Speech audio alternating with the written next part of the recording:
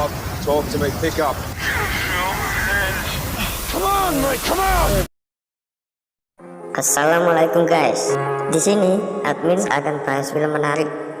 Film ini diambil dari kisah nyata, yaitu tentang tim pendaki puncak Everest yang harus meregang nyawa bersama karena suhu yang ekstrim dan kekurangan oksigen. Oke, langsung ke pembahasan.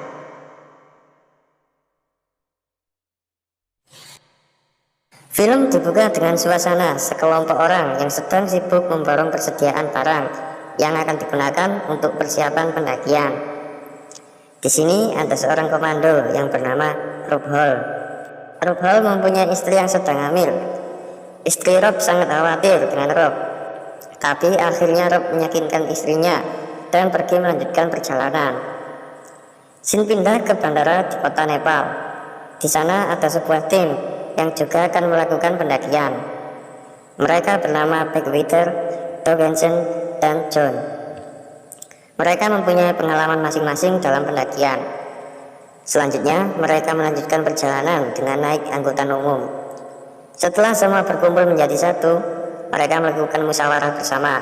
Rob memberi penjelasan bagaimana cara bertahan hidup dan menghadapi cuaca yang sangat ekstrim di sana. Singkat cerita, mereka berangkat menuju Everest menggunakan helikopter. Mereka turun di sebuah desa yang padat penduduk. Belum sampai di situ, mereka terus melanjutkan perjalanan menuju ke Namche Bazaar. Setelah sampai, mereka menunjukkan surat izin pendakian ke seorang kepala desa. Dan selanjutnya, mereka melanjutkan perjalanan ke Everest. Setelah mereka sampai di sana, mereka mengikuti upacara pemberkatan terlebih dahulu di sebuah vihara. Kemudian setelah itu mereka melanjutkan perjalanan ke kamp pusat Gunung Everest. Setelah mereka tiba di kamp pusat, mereka juga bertemu beberapa tim dari Afrika. Di sini Rob Hall menjelaskan kepada rekan-rekannya seperti tempat-tempat untuk konsultasi, perjalanan, dan lain-lain. Rob memperkenalkan perempuan yang bernama Helen. Helen adalah seorang yang bertugas untuk meramal cuaca gunung, mengontrol pendaki, dan merawat pendaki yang terluka. Helen juga memperkenalkan pria yang bernama Eeng Dorje. Eeng Dorje adalah seorang pemandu rute Gunung Everest. Sebelum melakukan pendakian, Rob Hall dan tim medis memberikan informasi apa saja yang diperlukan, bagaimana cara mengatasi kedinginan, dan obat apa saja yang wajib dibawa. Para tim wajib melakukan penyesuaian diri dan juga latihan melewati medan gunung selama beberapa pekan. Saat melakukan latihan, ada beberapa masalah serius seperti tali pengaman yang kendor dan banyak jembatan buatan yang sudah mulai rusak. Rob langsung mengajak kerjasama tim, tapi sayang, salah satu tim tidak setuju. Akhirnya Rob mengajak temannya yang bernama Scott. Scott merupakan pemimpin dari tim lain.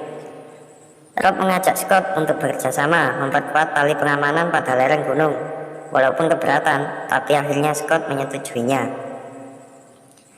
Latihan dan penyesuaian diri pun selesai. Tepat tanggal 5 Mei, mereka melakukan momen foto bersama. Dan saat malam hari, salah seorang sempat menanyakan. Ia bernama Anatoly. Anatoly bertanya kenapa mereka mau melakukan pendakian yang sangat ekstrim itu.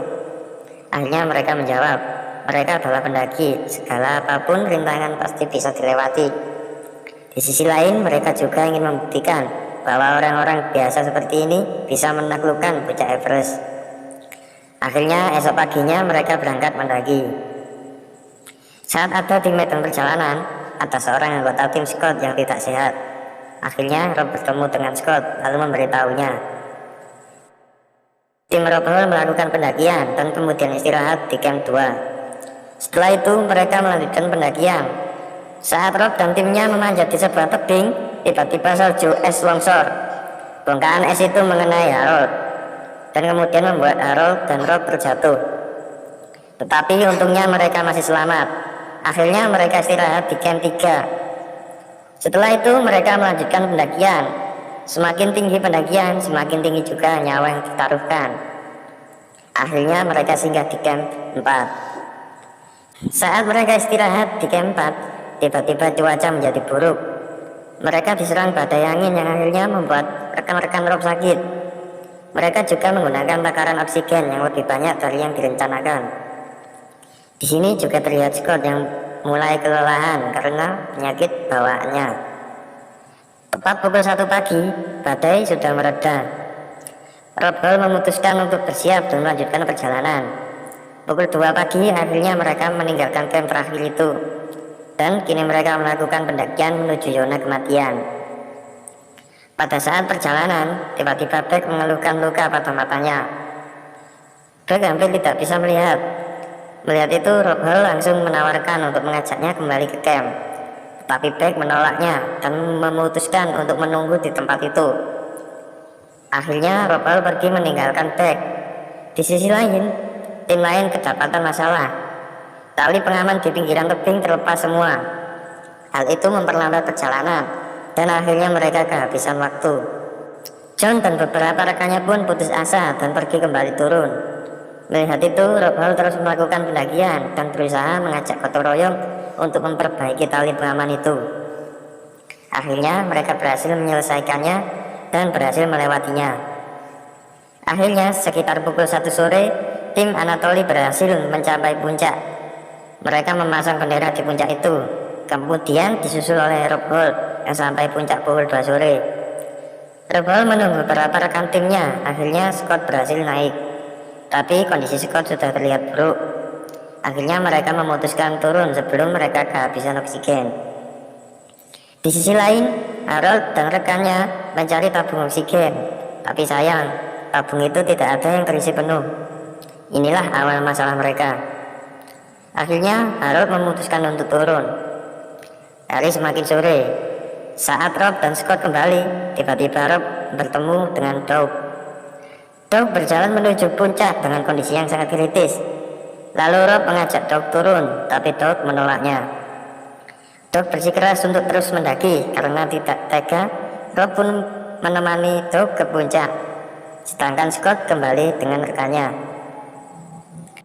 Pukul 4 sore, Rob dan Doug berhasil ke puncak, tetapi awan gelap mulai bermunculan dan akan terjadi badai.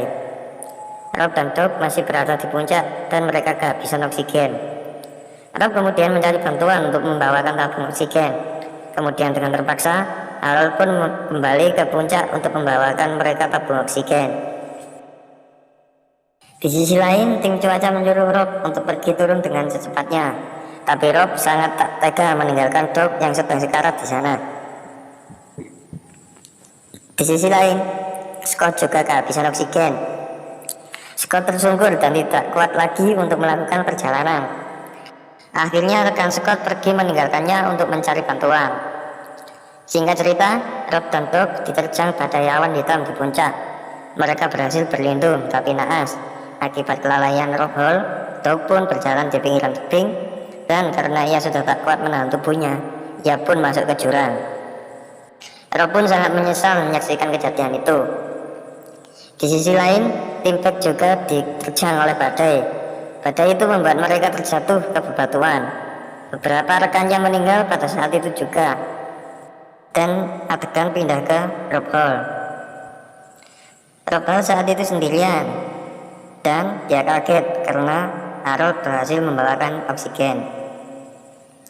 Tapi semua sudah terlambat. Doug sudah meninggal duluan.